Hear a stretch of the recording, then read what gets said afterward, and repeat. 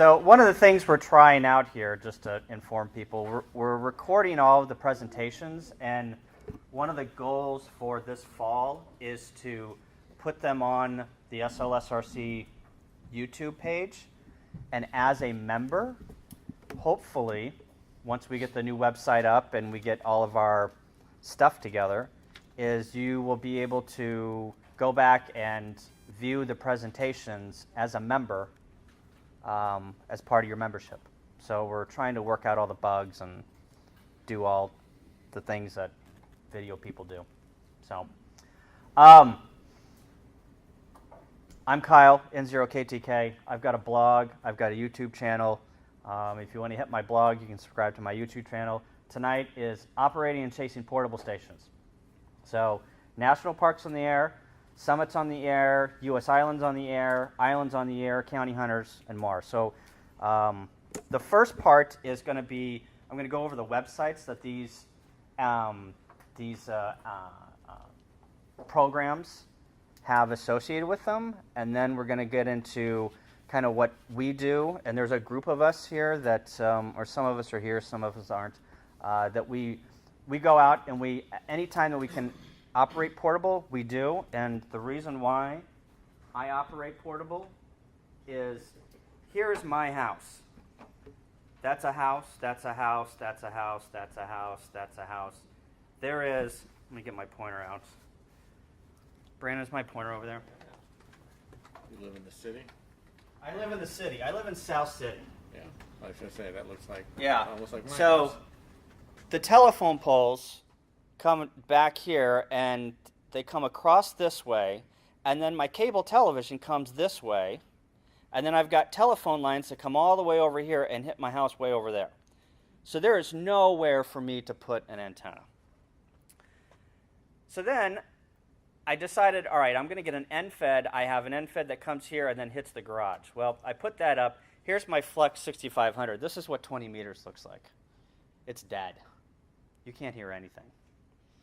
So I needed to get out and work portable because I wanted to hear stuff. I wanted to work stations, and this is the current setup that I have in my house, which is a pain in the butt. So these are the Chaser Activator Award programs that are currently going on. So you got Parks on the Air, Islands on the Air, U.S. Islands, Islands on the Air, SOTA, National Parks on the Air, County Hunters, Lighthouses on the Air. There's others, but these are the big ones. Where's George? George, do you work Islands on the Air? How many islands have you worked? I don't know off the top of my head. A bunch? Well, there's over 1,000. Yeah. And I've only got maybe a couple hundred. Gotcha. And some of them, sometimes you get a lighthouse and an island as one. Right, right. How many people have worked the National Parks on the Air? Yeah, quite a few. So I don't know what's going to happen with the National Parks on the Air. That was a question posed. I went to Dayton this year, and Sean Kutchko, someone said, what's after National Parks on the Air? Because it's a huge thing. People are into it. He said, I don't know, but I'm working on it. So hopefully there will be something else after National Parks on the Air, because that program has been huge for the ARRL. So starting off, Parks on the Air. So this program is really, there's no formal system. It's a web page out there, and we'll go to this web page, and I want to bring up some of these. So it's just one web page. There really isn't any formal system. Any park qualifies, city, state, or national park. So the national parks really took over this Parks on the Air, but to tell you the truth, I've never heard anybody calling Parks on the Air. Maybe some of you have, but I haven't. Minimum of 5 contacts, no formal system to verify contacts or to track the park. So whenever you call in on National Parks on the Air, every park has a signifier. Like a national monument is NM, the Arch is 12. Grant's house down there by Grant's Farm is NS 73. So every national park has got a signifier. Parks on the Air doesn't. There's no restrictions around activating, and there's no rewards program. So I don't know what's going to happen. Maybe this is going to take the place of National Parks on the Air once maybe the ARL is going to take it over. I'm not sure, but it's out there. So this U.S. Islands on the Air, not to be confused with IOTA. It's two totally different programs. U.S. Islands on the Air is only islands in the United States. Islands on the Air is worldwide. Okay? So they've got a homepage out there. And it's not the best homepage. I dug around for a long time to try and figure out, all right, how do you figure out who's on the air? How do you get credit for working stations? So I boiled it down to 25 contacts. 2 must be a DXCC entity to qualify an island. So if you go out and work an island, so there are a bunch of islands here. I'll go out and island directory, and if you go, Do they have to be offshore? yeah, there is a. See, I'm getting lost just going in here. Island directory. I wish these websites weren't programmed in 1980. It is 22 years old program, so it probably was programmed in 1980. It's a pain in the butt. Okay, so you go to Missouri. So here are the ones in Missouri. Is that showing up? Nope. So the closest one is probably Dresser Island or Howell Island or Ellis Island. So if you plug or click on the map here, Ellis Island is this island over by Alton. You know where that gas station is before you go over the? It's right across the Highway 67 from there. And It's a sanctuary there. yeah, it's the bird sanctuary, right? So if you're feeling spunky, I'm going to be out there on Saturday. The U.S. Islands QSO party is this Saturday, along with Kansas QSO party, Ohio, and Hawaii. So that's where I'm going to be on Saturday morning. Can you click Illinois just for a second? Yeah, sure. Let's click Illinois.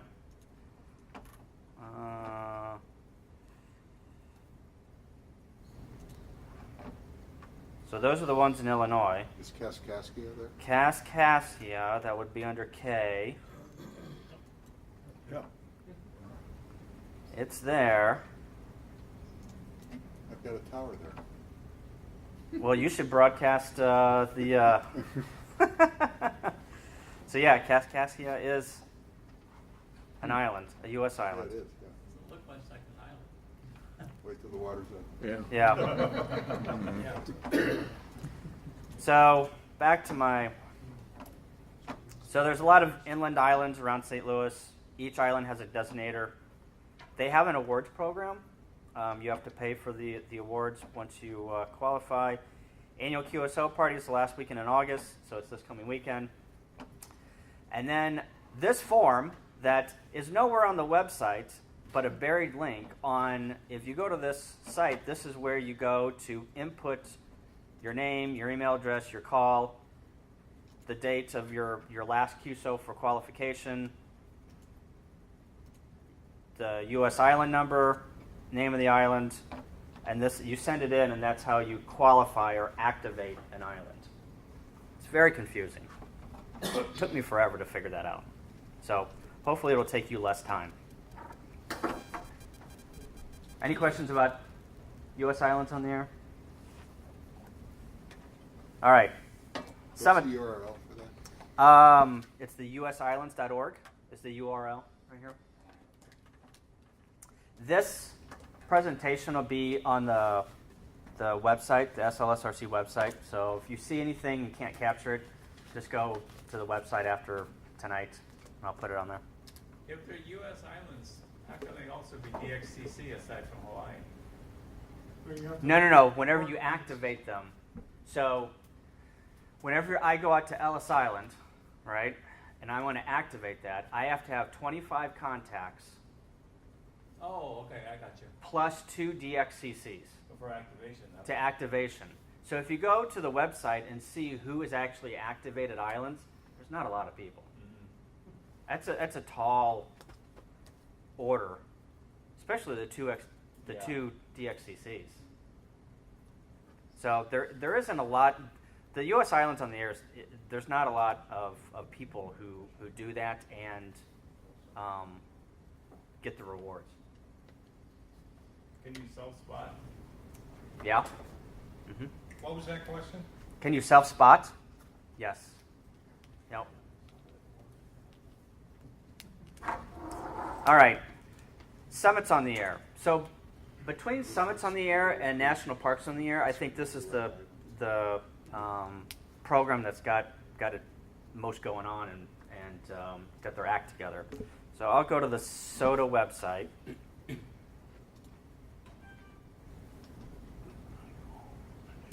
So this is the home page. You got your latest SOTA spots, and then some new to SOTA. But these quick links is really where all the action is. So, or you can go to this online resources. What does SOTA stand for? SOTA is Summits on the Air. So obviously, there's probably a lot of SOTA summits in Colorado, California. You wouldn't think that there'd be a lot in Missouri, but there are. And it's all relative to the ground around it. There are rules, and some of the rules are like the summit has to be 600 feet away from another summit or from the adjoining land. It has to, I forgot all the other rules, but there's a whole myriad of rules that the summit has to qualify for. So if you go to this online resources and you come down here, there's a lot, the website is broken into a lot of different areas. This SOTA database is where you can look up SOTA summits.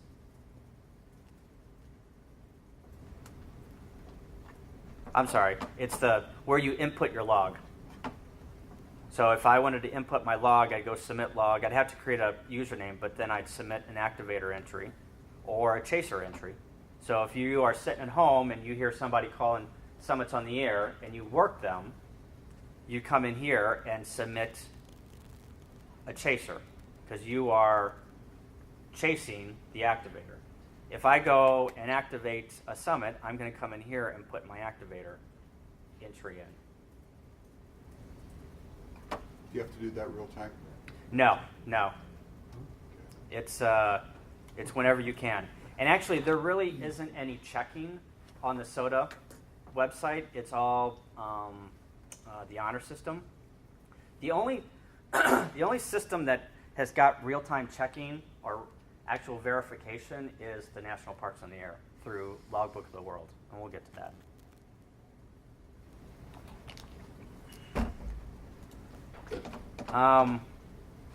So let's go back to Summits on the Air. So let's go to the SOTA mapping project. So this is where you can find out where all of the SOTA summits are. So let's choose Missouri. So we come down here. And Missouri's got, it's kind of weird how they've got this labeled.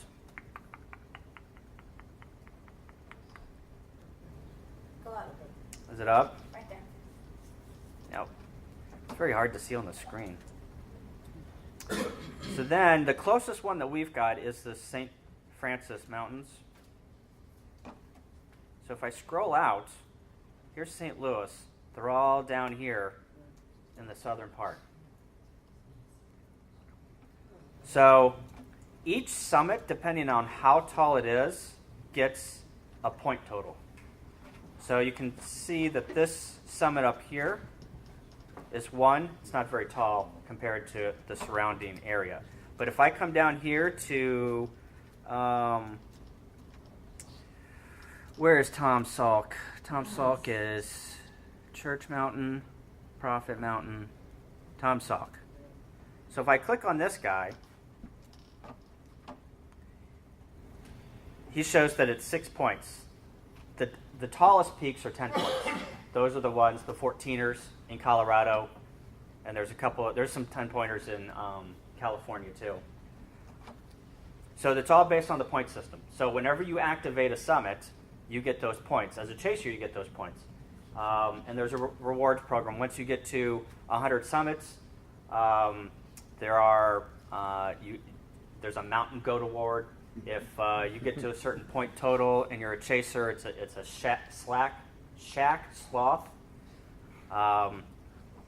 So there's different activator rewards that you can apply for. But so if you ever want to activate a summit, all of these are down here in the closest ones are down here in the southern part of Missouri. Is that a 12-month process, or is it? It is. It's every 12 months. Yep. So if you activate Tom Sock on December 31st, you can go back on January 1st and reactivate it for the next year. Yep. Do you get points if you activate something that hasn't been activated already? No, it has to be qualified first. Well, no, but like they're, Oh, Buck yes. Mountain and Yes. So if you climb the mountain with me, I can activate it first, and then I can hand the mic to you, and then you can activate it under your call. but we don't get special points because we're the first ones to activate. No.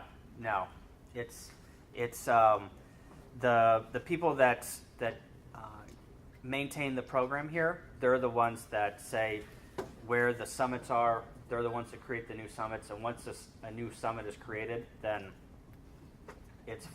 anyone can activate it, and you don't get any special privileges for being the first one.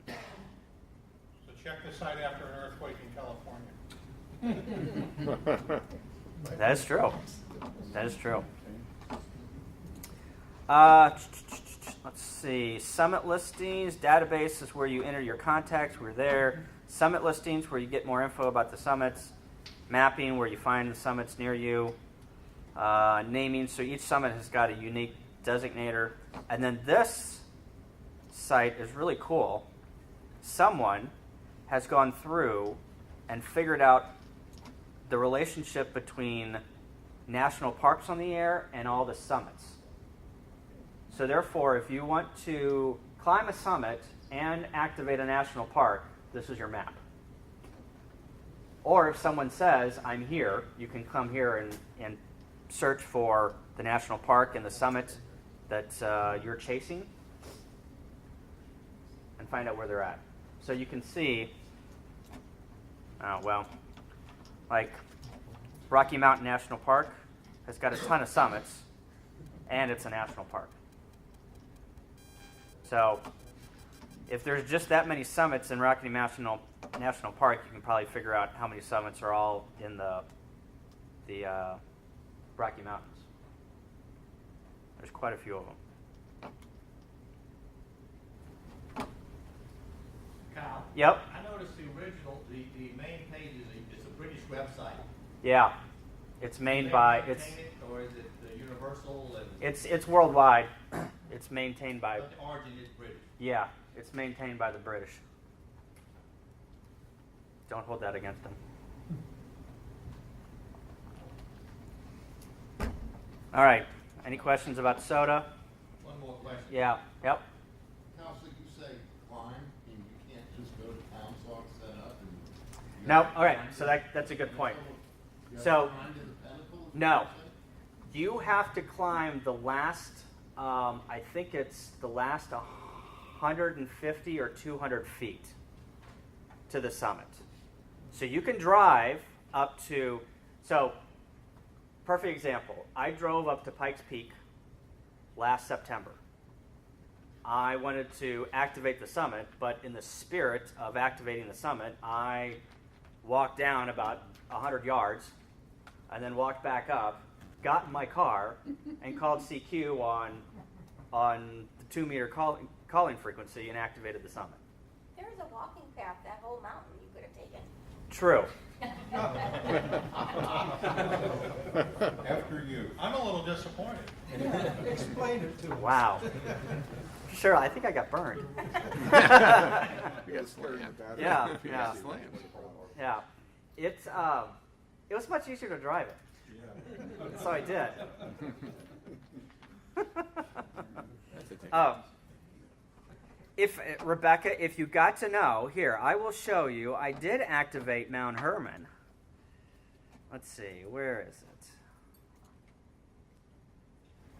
There it is. So, There's, I'll turn the, so this is my YouTube video of Mount Herman.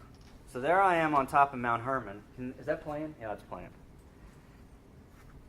This was like the third or fourth summit that I had completed. So that's down here is Monument, Colorado. So we don't see the parking lot right behind you? The parking lot is over that ridge, and I made sure that you guys did not see it. So anyway, I have activated a summit by climbing up, Rebecca. I'm just teasing because I used to live there. So these programs aren't for just HF then? No, you can activate anything on any band. There is no stipulations on frequency. I probably would stay off of the 60-meter band. But yeah, they are CW, digital, single sideband. If you want to lug your computer up and work JT65 on top of a mountain, you're more than welcome. I'm not sure if you'll get a lot of people, but you're more than welcome. Yep. So the nice thing about the summits on the air is you would think being that high up, working HF would be easier, but sometimes it's not because of the way that you've got your antenna and the takeoff angle and a whole bunch of different, the bands have not been great. A couple months ago, I was down in southern Missouri, and I drove to Tom Sauk and wanted it activated for this year because I had not activated it this year, and walked my 150 yards, to the thing, threw up a wire antenna with my KX3, and I'll show you, and I could raise one person. Couldn't raise 3 others. So, but in the case of Pikes Peak, I had my antenna, but there really isn't anywhere to set up there, so I just called CQ on 2 meters, and you're 14,000 feet up. There was plenty of people. I worked 15 people on 2 meters. So it doesn't really matter as long as you get 4 contacts. And I would suggest if you're going to climb a mountain, you might as well get 6 or 8 because if they do start regulating and checking, and you got some busted calls, you don't want to do all that work for nothing.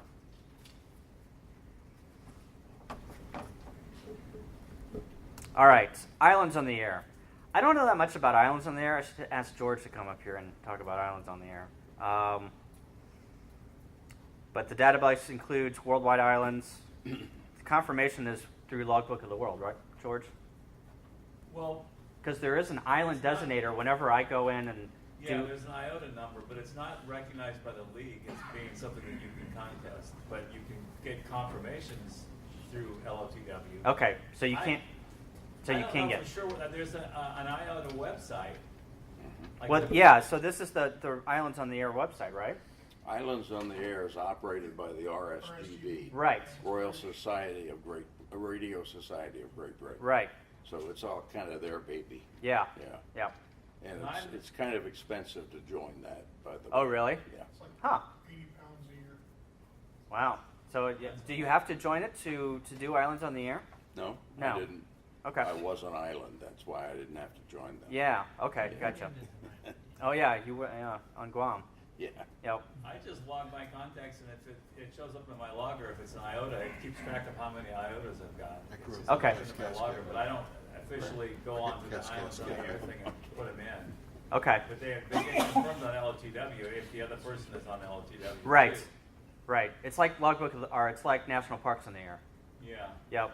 If I'm an activator and I put in a Logbook of the World as a location, it'll confirm that contact. Yeah. I mean, it's Okay. just a contact as far as LOTW is concerned that's been confirmed. There's nothing special about it on LOTW itself. Right. It's just you both can, Right.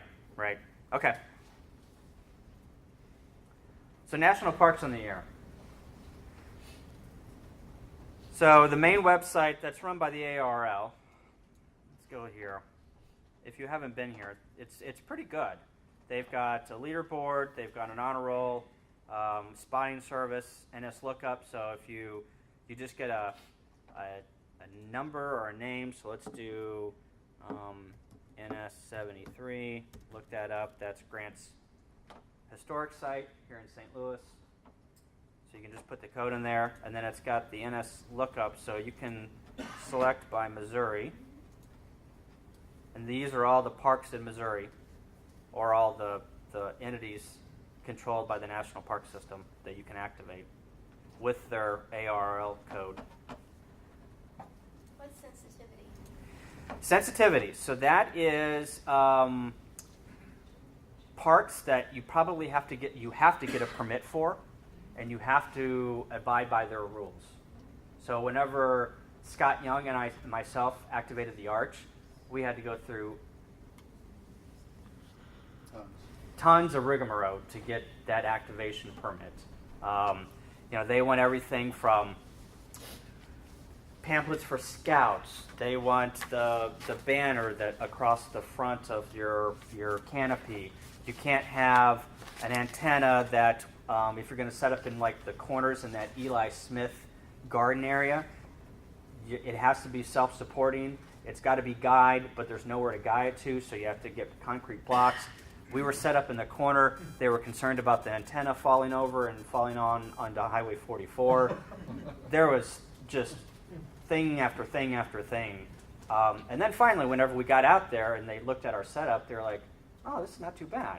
And then they actually emailed me last week and said the Centennial was yesterday, Thursday. They asked me to activate the Arch again with Scott and myself, and we just couldn't do it. We were activating the Grant House yesterday. So they are getting, I think what they're doing, the ARL is putting pressure on the National Park System to get more people out there to activate and to not be as heavy on the rules. So they are being a little more lenient, but at the beginning of the year they were, this is the 50 rules you have to abide by, and like rule number 3 was like, oh my God, how am I going to get this done? So. Some of the reasons for the sensitivity, like on this list, the Harry Truman site is his house in Independence, and it's a little bitty tiny city lot with a bunch of old trees and not a whole lot of, it's just a little house with trees. You can't attach anything to the house. You can't tie off to the fence. They don't want you messing anything up or getting in the way of the people that are coming through. They shuffle tons of people through that house every year. Yeah. You can't tie anything to trees. Yeah, it would be hard to activate. Right. At the Grant House, we asked them if we could put stakes in the ground. The guy ho-hummed about it for a while and said, yeah, I guess you can put stakes in the ground. So there are, the ones that have the high sensitivity are the ones that you have to go through the permit process and really play by the rules. The ARL team says, you probably should get permits for all the rest of these, but a lot of these, like the Oregon National Historic Trail, some of those you just drive up to them, and you can throw a dipole in the tree and activate it and be done. So there's not a lot of, there's not a ranger coming around. There's not, there's trails back in the back or that go, into the woods that you can activate into the woods. Some of them have stipulations like a waterway. You have to be 50 feet or 100 feet within a waterway. So there's really no way to patrol those. So you can easily go down there and set up quickly, for a day, for a couple of days, and camp and activate a national park. So, yep. Some of those say trail. Does that imply it can be anywhere along the trail? Yeah. So these trails go through many states. You can get, but you can only activate the trail. So it's not like you activate the trail in Missouri, you activate the trail in Nebraska, in Arkansas, it's the trail. Right. Any question over here? No. Can you activate more than one at a time, where there's a historic site that would, say, be in a park? I don't think you can activate a summit and Well, as far as the national park on the air, I thought he mentioned in Dayton that was there a way to do, there's some spots where you actually do 2 at a time. You might be able to. I haven't looked it up, though. There's a historic site, it's in a park. Oh, I don't, yeah, you can, yeah. I don't think there's any stipulation.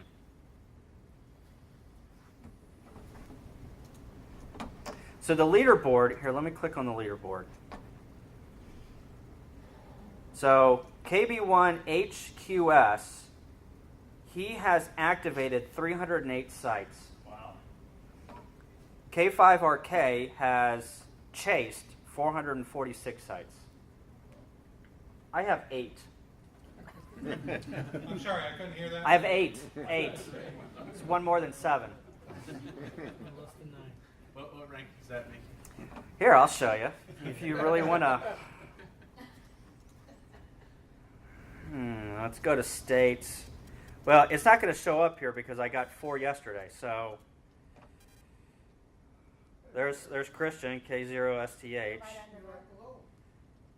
Yeah, I got 2. I got 4 yesterday, and I got 2 more that have to go in the log. 8. I'm 506. Oh no, that's activation. Sorry, that's activation. So yeah, that's correct because I've activated the Arch and the Grand House. Hang on, let's see if it's updated yet. Oh, a couple pages down, I think. Yeah.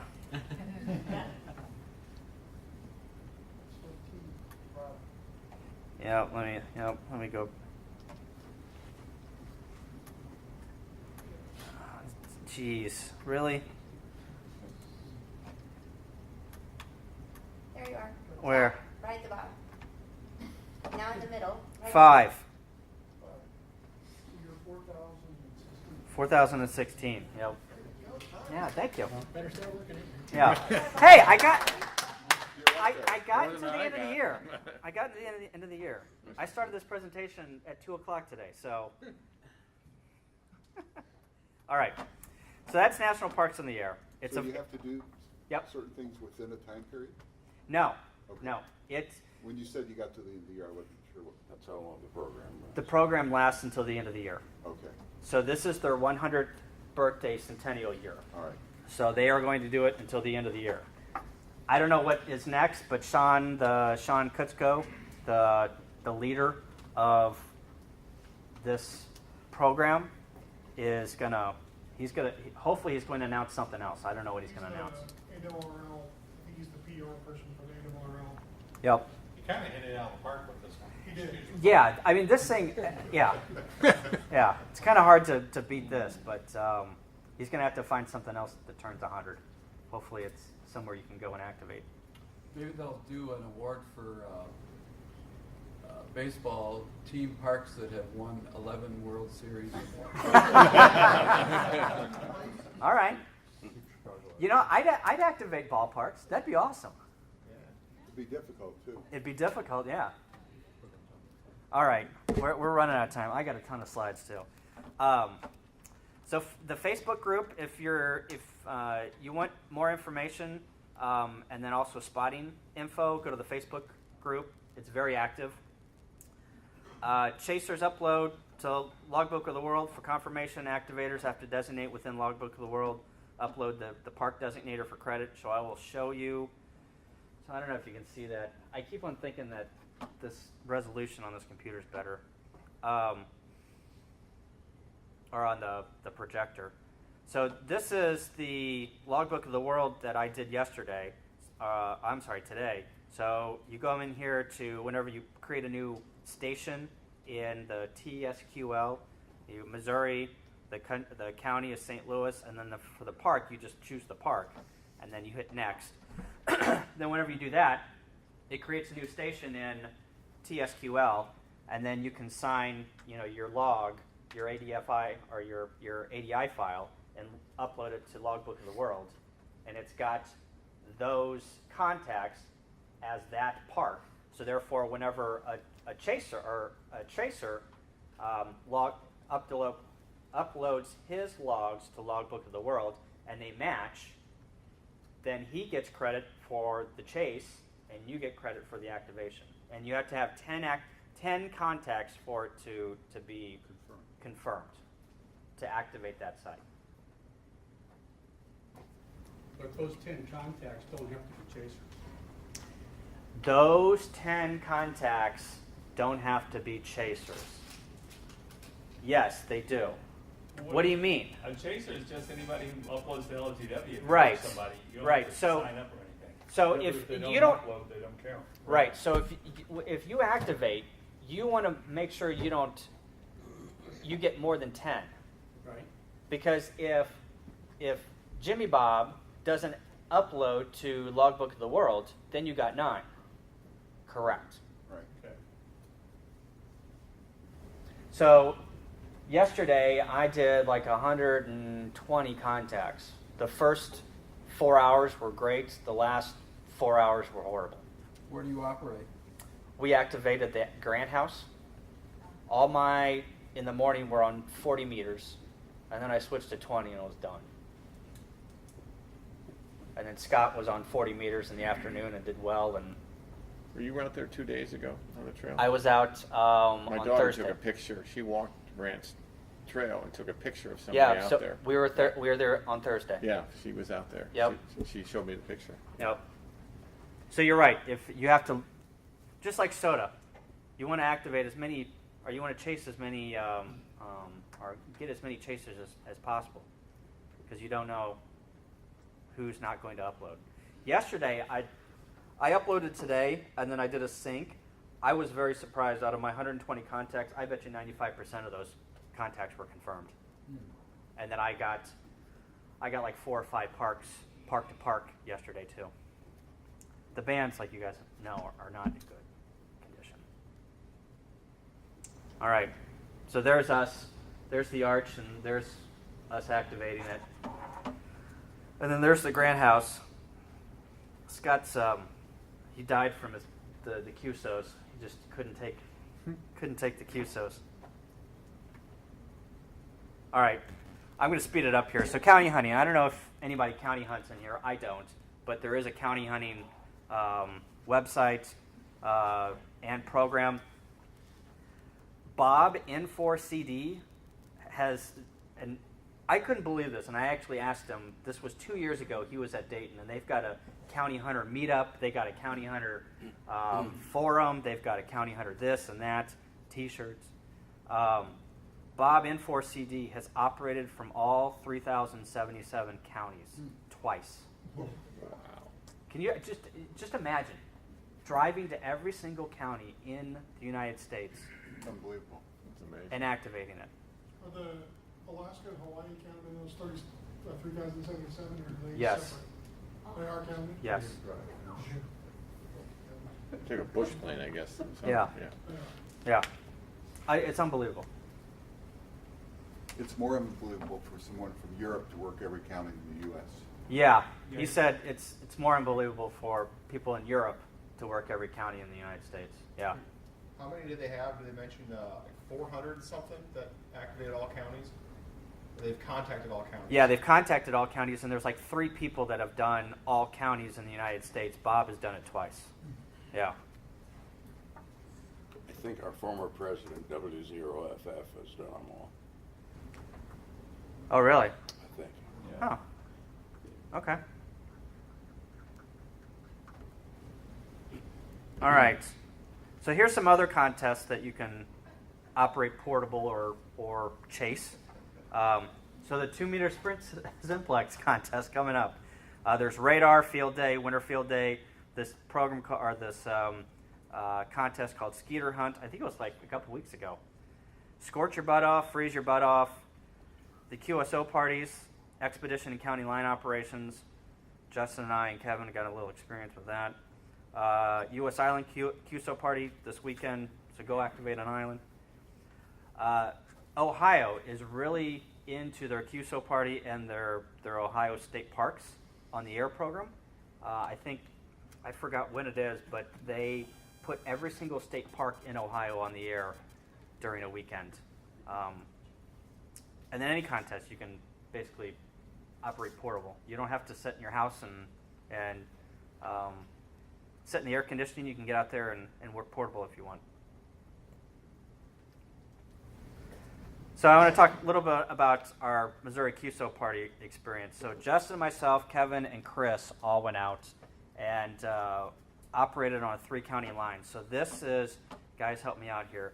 This was like Putnam, and Randolph? No, Adair.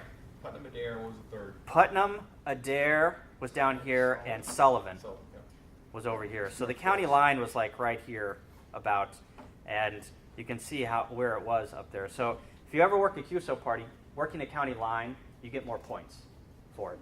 And obviously the objective in the contest is to get as many points. So how close do you actually have to be to the line? Well, they.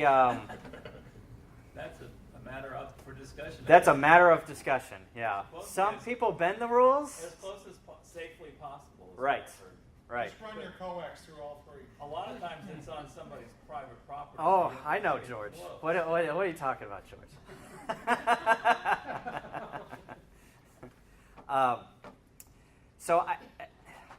There isn't a steadfast rule, but 100 yards, or is it a tenth of a mile?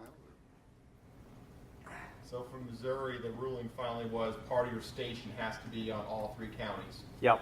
So that could be any party or station. It could be a long wire antenna. Okay, so that's close. So you have to know exactly where the lines are. Yes. Yeah. So I don't know if we should give them our tip.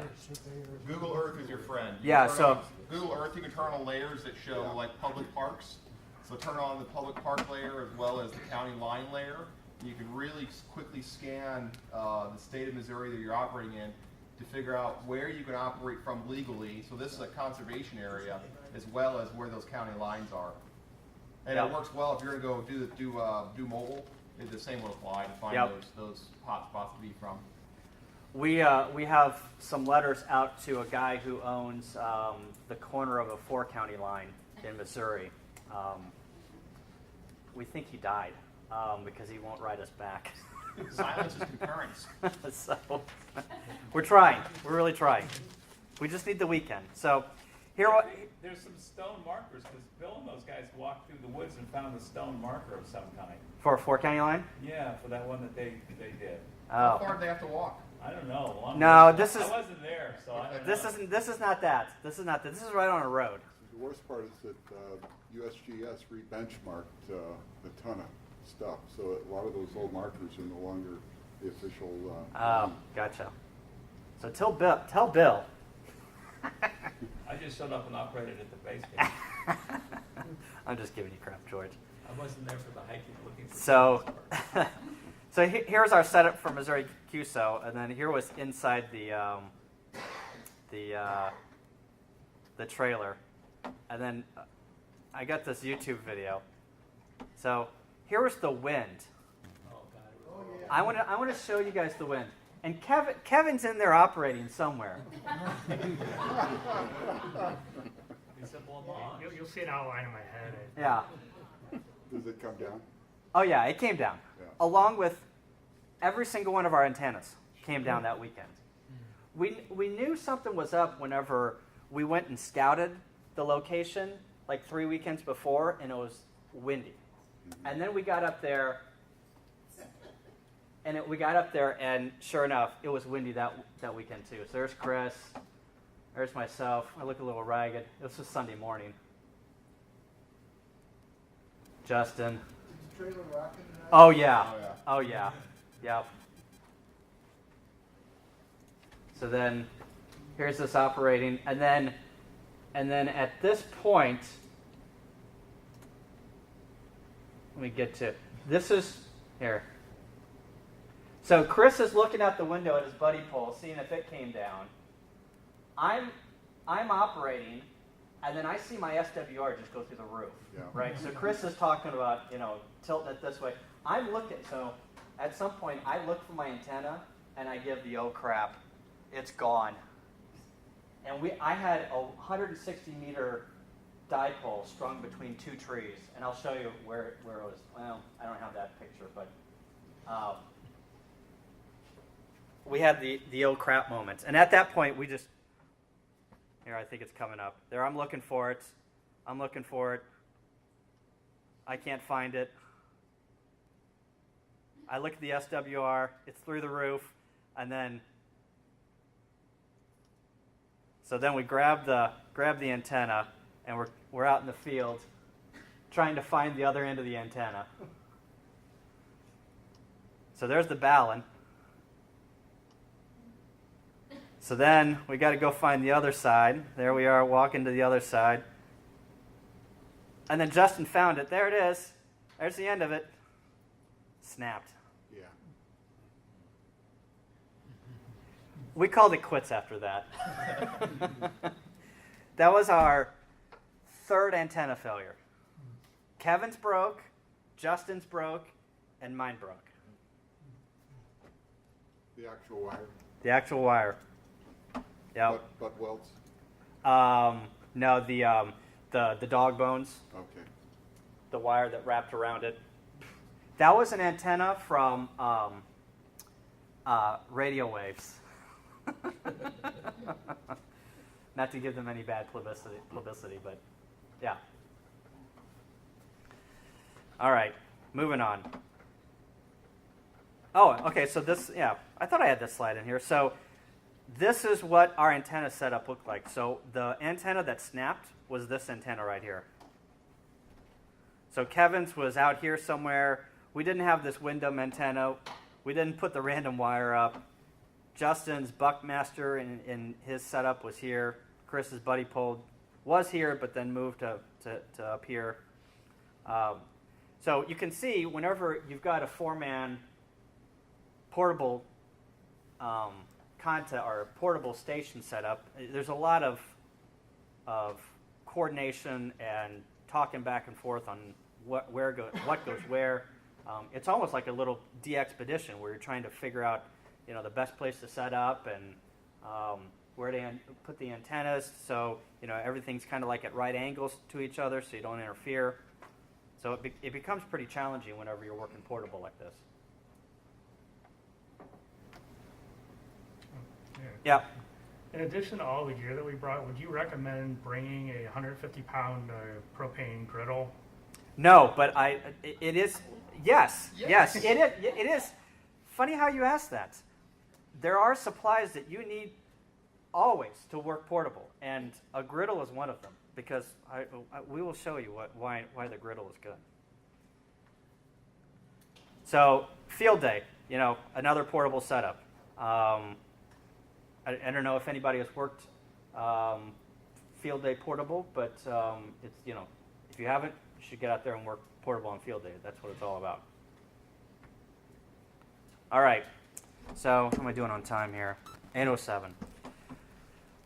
So one of the things whenever you're working portable is where you want to operate from: a park, an ocean, a mountaintop. What bands you want to operate on? What are your surroundings? Is the land flat? Is there trees for dipoles? Are there any power lines? How do you get to your operating location? So obviously, whenever you ask these questions, that drives what equipment to take. You're not going to take a large radio if you're backpacking. You're not going to take a dipole if you're going up to a top of a mountain above the tree line. So you got to know where you're going to go in order for you to put your equipment list together. So if you're working portable, you're probably not going to bring your base station. You're probably going to bring one of these. And I'm not going to pass it around, but if anybody has not seen the KX3, so I bought this Condor case. It's for a water bottle, and I keep my KX3 in there. And if anybody wants to come up and look at it, this is how big it is. It's not very big. It's like 3 pounds. The KX2 that they just came out with, Elecraft did, it's even smaller than this. But no 160. No 160, right. So the KX1 is just CW, $300 for the base model. That gets you 2 bands, 40 and 20. And then you can get another 2 bands. I think it's an add-on for 260 or something. KX2 just came out, $750. The KX3, $950, base model. You can get the antenna tuner. I think the antenna tuner's $250 or something. This thing will tune a car. The antenna tuners and Elecraft's radios are amazing. How many watts on the? So this thing will do 15. The KX2 will do 10, and then the KX1 does 5. They just updated the firmware to do 15. This did 12, I think, and it went up to 15. Does it operate digital with no other device? You don't need a computer? You do. You don't. So the paddles down here that connects down to here, you can put this thing on data, and it will do RTTY and PSK 31 and 61 via the paddles, and it will decode it on the screen. How do you enter text? By the paddles. CW? Yep. And then it translates it to digital text? Mm-hmm. Wow. Yep. Well, if you're going to enter CW, you might as well work CW. Right. Yeah. I agree. Getting this to talk to your computer and work PSK 31 or RTTY is a pain in the butt. But doing it via the paddles, it's easy. But I guess if you need that digital contact. Yeah. But I mean, if you're gonna bring this out to a summit, I've never seen anybody. Well, I take that back. I've seen 2 people activate a summit through digital contacts. Some of the national parks on the air are operating. Yeah, you're right. Digital. Yep. Typically, the guys that activate the national park, they're out there for 8 to 10 hours, and they're bringing some gear. You know. Did you say beer? Beer and gear. And a beer yesterday would have been great. I tried digital yesterday. I couldn't even get it to work. Like I'd forgotten how to set it up, the settings in here and whatnot. So after about 20 minutes of fumbling around, I gave up. So LNR and Yasu have a couple of good radios too. This LD5 and LD11, that's what's listed here. That's a QRP quick radio to put in your backpack. And the Yasu FT817, I think that's kind of a standard. I think the KX3 and and the 817 are kind of the 2 radios that everyone's got that work QRP and mobile, portable. All right. So whenever you operate portable, you got to figure out what antenna you're going to use. So the easy ones are the Buddy Pole, Buddy Stick, the Alpha Easy Military Antenna, which I forgot to bring. I have one, and the Chameleon HF. Those ones are this military antenna here. Basically, it's got one of those jaw clamps, and you put the whip on. It's got a 13-foot whip, and put some coax to it, and you're on the air. It's really simple, really easy.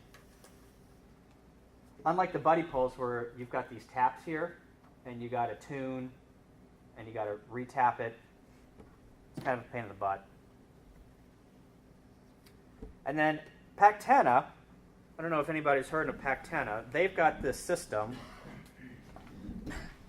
I bought the telescoping pole, and this is just a pole that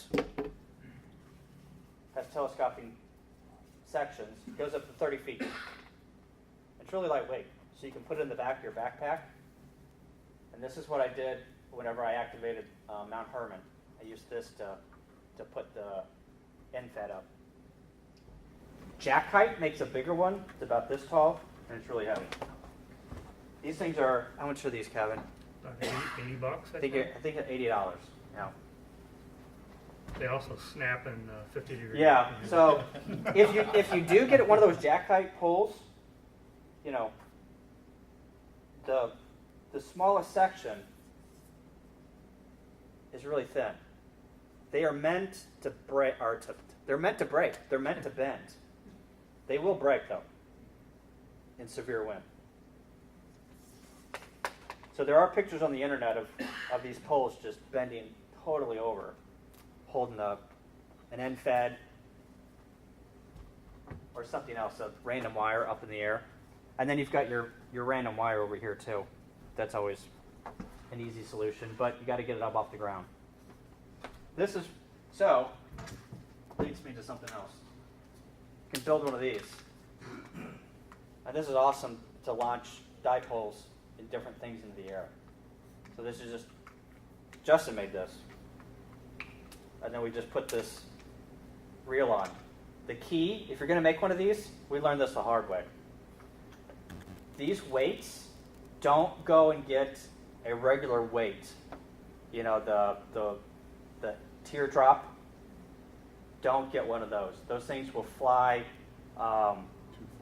Well, no, they'll fly 20 feet because they're wobbling in the air. Oh. And whenever you launch this, the way that it comes off of the slingshot, it wobbles.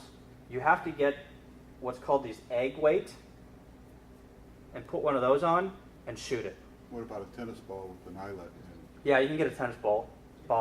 But these things, for the QSO party last weekend, we were literally, what branch we went over? That one right there, first try. What branch? It was amazing how accurate this thing is. Once you got the right weight.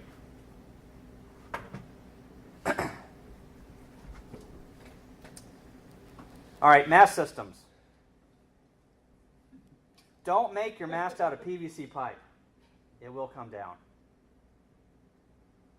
And then there's military mast. They use Pensioner radio tilt-up mast.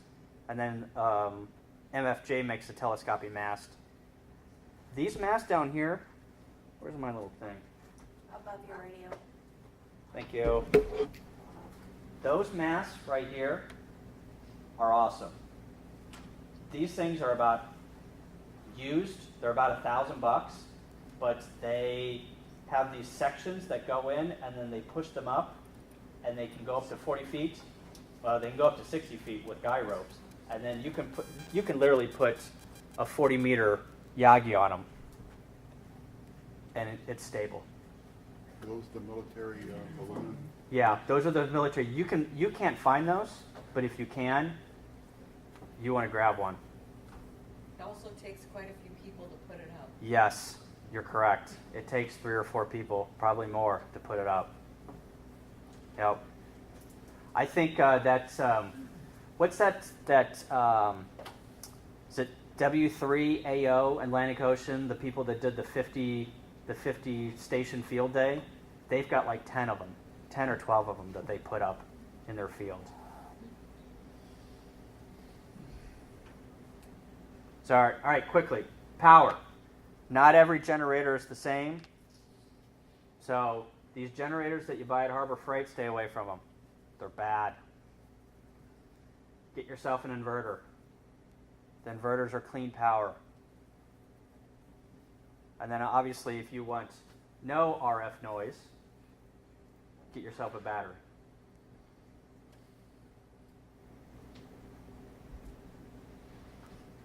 And then, whenever you're working portable, you want to make sure that you've got a power supply if you're not working on a battery.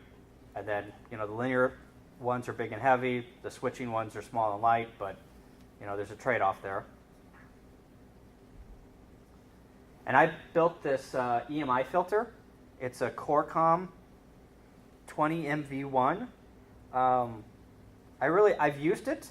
I haven't seen big results with it. I haven't seen my S meter drop or I haven't seen a huge improvement. But if you do have dirty power, this Corecom 20MV1 I think is the one to go with. And I just got this box from Home Depot and put these ends on it, and should clear up any EMI issues you've got.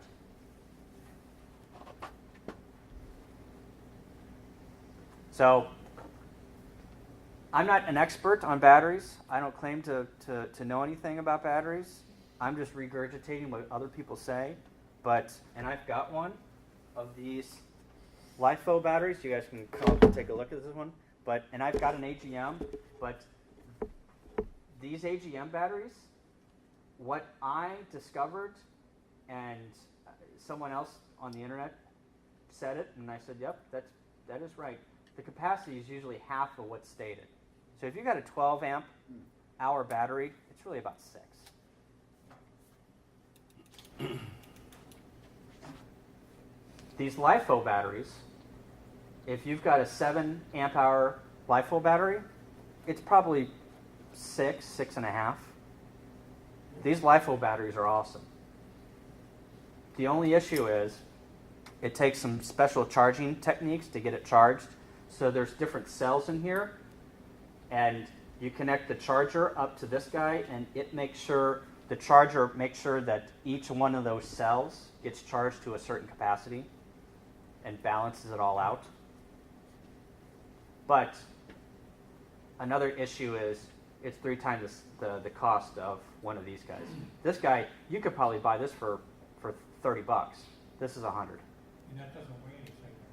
Yeah, this thing weighs 2 pounds. This thing weighs like 5. And if you want to go your own, you can buy used laptop batteries and then check out the ones that are good. Okay. You can buy used laptop batteries. You can also get these on Hobby King. So these are the batteries that are in the drones, RC cars. Just keep in mind, they are made in China, and there are reports on if you charge them, they will catch on fire or blow up. If you overcharge them. Yes. Kyle, I learned the hard way on the AGM battery. Do not use you should use a smart charger, one that tapers. Yes. After 2 days, the battery is no longer square. It's kind of shaped like a football. Yes. So these batteries are usually what's in the UPS systems, and whenever I was doing tech work, I worked in Anheuser-Busch, and all of the network cabinets were in the breweries, were in hot locations. So every 3 months we would walk the floor of the brewery and replace batteries because they had exploded. So I know about the explosion of the batteries, yes. A lot of those come out of the emergency exit lights, the battery backups for them. They have to change them out after a certain amount of hours, whether they're good or not. Yeah. So a lot of the poles that you get at Winterfest and stuff will be pulled out of those emergency light systems. And Gotcha. that's fine. So is that an LiFePO4? Yep. Okay. Yep. So that's the iron phosphate. Yep. So these you can buy on the Buddy Pole website along with the charger. This is $100. Charger's $30. That thing is $30. The charger's probably $115. But you can recharge this thing 2,000 times.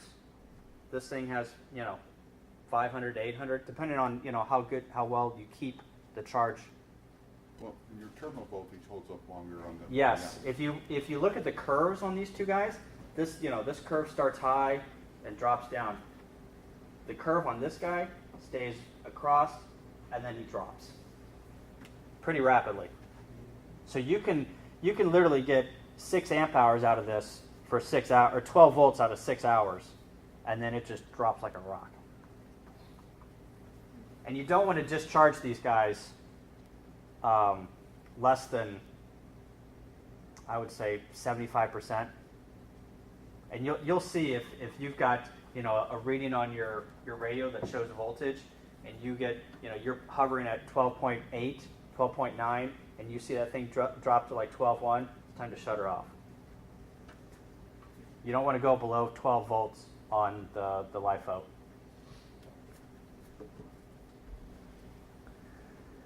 So here's some just operating time. So you can see, let's say your radio receives at 1 amp. So, I forgot to put the amp hour. Well, we'll just make something up. We'll just relative. So 3 hours for the same type of battery, let's say. 3 hours, 34 minutes. And then for a LiFo, 4 hours, 43 minutes. So you get quite a bit more runtime out of it.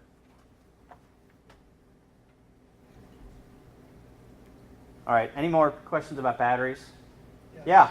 What does AGM stand for? Glass mat. Yep.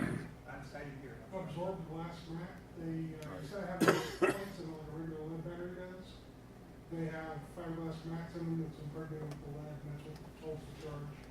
Okay, so it's different than the SLA. They're the same kind of Same batteries, type. just a different point that they use them. Yep. Makes them a little more stable for tipping over an explosion. I just put AGM batteries up here because they're kind of the cheapest. They're the lightest out of those sealed lead acid batteries.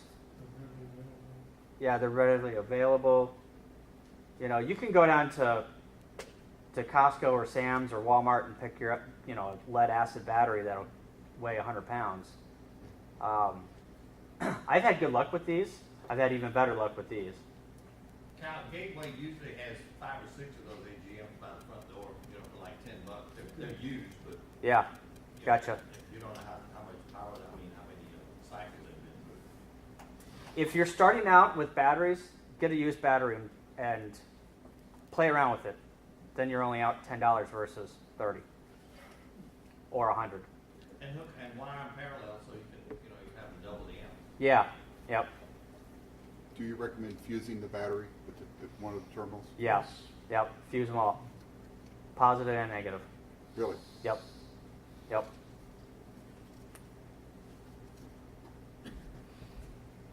All right. Solar panels. I am not an expert. I know even less about solar panels, but it is something that a lot of portable guys do.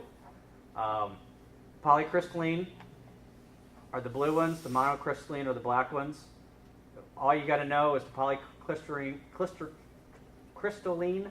are less effective because they're imperfections in the silicon. Which one, the blue ones or the black? The blue ones are less efficient than the black ones. But and the cost reflects that. So $150 for the poly versus $225 for the mono. And don't go to Harbor Freight and buy solar panels. Yep. Because they are the cheapest of the cheapest of the cheapest. And most of them are broken when you look through them.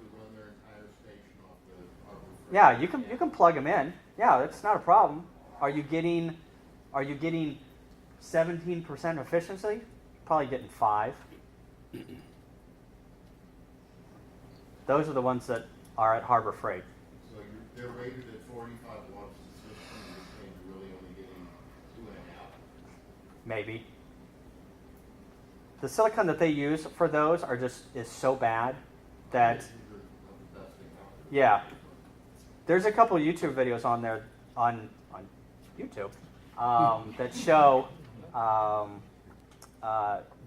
comparison of like a Harbor Freight versus one from a professional solar company. It's astounding on how bad they are. It's like you know what, Justin? What was it? We went to Dayton and the guy was testing Baofeng radios at the ARL lab, and he goes, "This one is the worst one ever."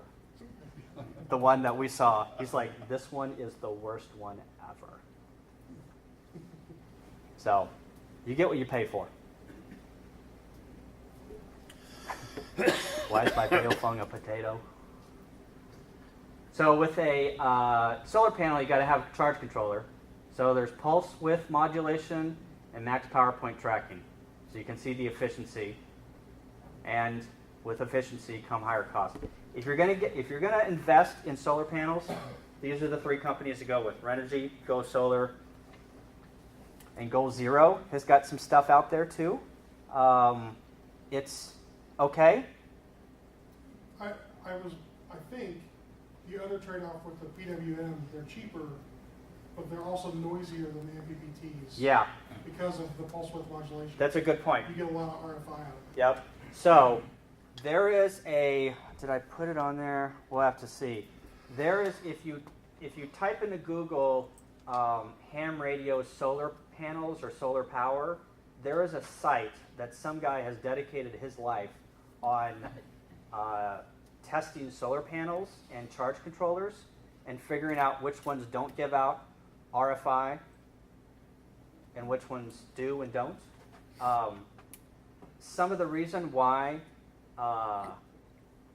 you see the birdies on my Flex radio at the beginning of the presentation is because my neighbor, 2 doors down, has got 40 solar panels on his roof. And I hear them. So whenever it's sunny out, I hear them.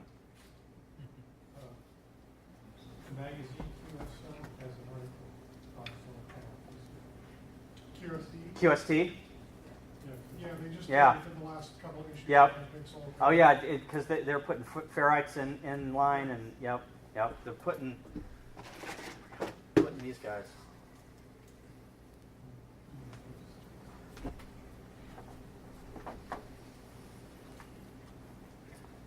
So here are some really good YouTube videos to learn more stuff. This YouTube video that the ARRL HQ channel has is awesome. If you want to learn about generators and the differences between generators, this is the video to watch. This guy's pretty good, and he tests 3 name brand generators. Do you get that off the ARRL site? Or No, YouTube? no, off of YouTube. Yep. What do you search for? If you search for 4 field day generators, What's the first word? 4 F-O-R? field day generators, this is the term right here. Yep. And then KF7IJZ, you might recognize him. He does the Ham Radio 360 podcast. He is one smart cookie. And he is into batteries and solar. And he's got some really good information about solar panels and batteries on his channel. Isn't that Kale? No, that's Jeremy. Kale is K4CDN. That's right, CDN. Yep. So what's the first word on the... So any questions? All right, so whenever you're working portable, you got to log stuff, right? So there's really, you guys can throw out other ones.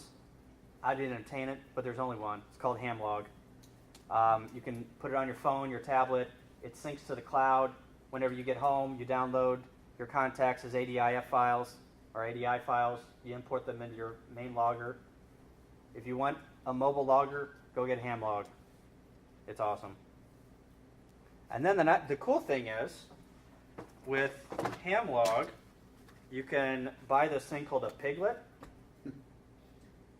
and you hook it up to your radio. So in this case, I've got a serial connection that comes into my KX3. This thing produces a Wi-Fi signal. It's got an SSID. I connect to this via my phone, and I can control my KX3, and it puts the time, the frequency, the mode, puts it all in my phone automatically, and then all I have to do is put the call sign in and hit, I'm Android, put the call sign in and hit save, and it saves the contact. This thing's $100. It's cool. Is that specifically for Hamlog, or is that No, for anything? no, we can, no, standalone. But the same guy who programs Hamlog does this too. His name's Nick something, N3NG, N3AG something. I'm horrible with call signs, on with names.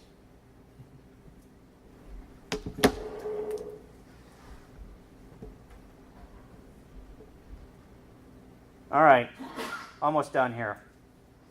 So whenever you operate portable, you've got all these other things you got to think about. Canopy, extra coax, tools, table chair, fan, rope, GPS, slingshot with fishing reel, bandpass filters, SWR, power cables, food and well, and a griddle. You always got to have a griddle when you operate portable. I was going to put a picture of the breakfast Justin cooked for Missouri QSO, but I didn't want to do that because you guys would go out to Denny's or something and just have inferior food. So, so here's some portable links. Some links that are geared towards portable SOTA national parks. These YouTube channels are awesome. These guys upload a bunch of stuff, literally weekly, daily. This Comms Prepper and the Survival Tech Nord, those guys are awesome with uploading different things to YouTube, testing out antennas, solar controllers, kind of the prepping community, and they've got a lot of information. The WG0TAT channel WGO. Yep. Does a lot of, he's got a lot of SOTA videos and activations. If you really want to know about SOTA stuff, watch some of his videos and what they're doing. Yep. They're pretty good. He uses goats for pack animals to haul his gear up the mountain. Yep. Yep. Here, let's.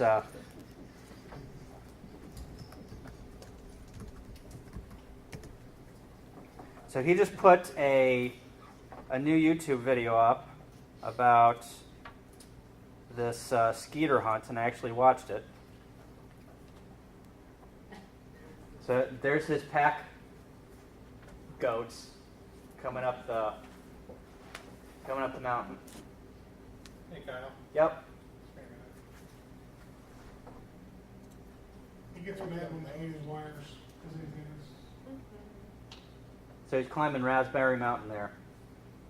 That's right next to Herman Mountain, which I activated. Actually, he's going to pan over here and he's going to show you Herman Mountain. There it is. There's the mountain I activated there. And then usually at the summit, there's a registry and usually a geocache too. So if you're into that, there's typically stuff like that up there too.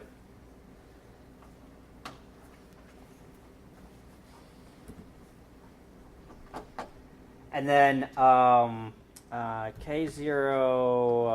Q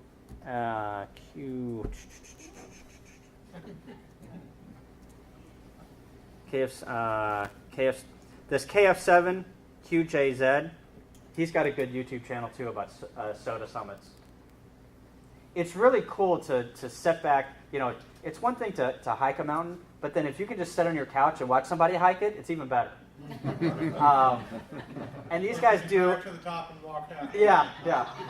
Now you don't get the points for activating that mountain. You can try and claim them. I'm not saying you can't, but the videos that those guys produce are awesome. They're very entertaining. You learn a ton about. They go through the setup process. They go through how they're putting their antennas up. The propagation, why they're doing it. So it's very entertaining.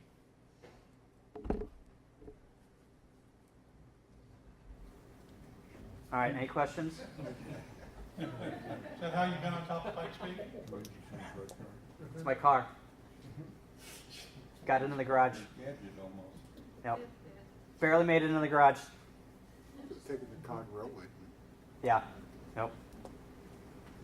Any questions? No? Did I bore you all? Not at all. Thank you. Harry's got a question. Well, not really a question. Okay. There's a couple that you didn't really touch on. Yep. But one of them is the 13 colonies in July. Yep. And the other one that's coming up in September is Route 66. Route 66 on the Yep. air. So did they work portable from those locations, or? You can work in your area, like Missouri is P. Yeah. And it's the alphabet, and they also have rovers. Gotcha. Yep. Okay. So there's one guy that's going to be a rover through Missouri with W0R, I think it is. And when is Route 66 on the air? Coming up, the 9th of September, I believe. The 9th, okay, 9th of September. And the 13 colonies it's during 4th of July, right? It's over 4th of July. Yeah. Beginning and ending in that time period. Yeah, I got 9 colonies and couldn't get the 13 because One year my, I got all of them in the special. I have never been able to do it again. yeah. We got them all in the last 2 years. All of them, I think, and there was 2 specials. I got one state on all bands. Oh, wow. All those. Wow. So, all right. 60 through 6. So I got, Thank you again, Kyle. you're welcome. Thanks, Kyle. If anybody wants to come up and look at the goodies, there's other things like I've got a linked dipole here that I made. If you want to come up and take a look at how I put together a linked dipole, and then that's about it. So I'll hang around for a little bit more. All right, so we are all.